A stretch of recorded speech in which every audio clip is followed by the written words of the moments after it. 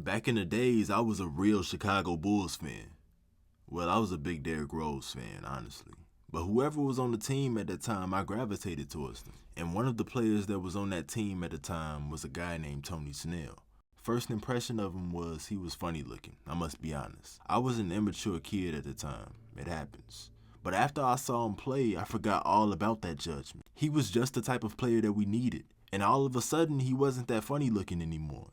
He was an athletic player that could shoot and play defense. He was giving the team quality minutes. But unfortunately, the Bulls didn't live up to the expectations, and they broke up the team. First, they traded Derrick Rose, and then they traded everybody else, including Tony Snell.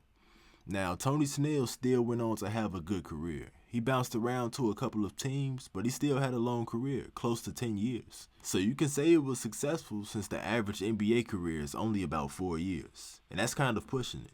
So he made it. He made his impact on the court, but he had an even bigger impact off the court. After his career in the NBA ended, he did an interview, and he was talking about how his son was diagnosed with autism. And I'm guessing it could be passed on through genetics, I'm not sure though. But Tony Snell decided he should get tested for autism too. And at 30 years old, he was diagnosed with autism. He said that this was a huge relief for him. Everything in his life had made sense now. He had an explanation about why he felt a certain way after all of this time. It gave him a sense of peace.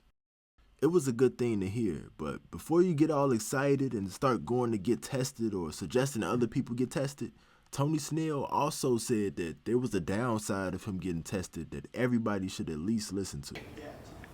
Your life might have been different had you been diagnosed when you were Carter's age.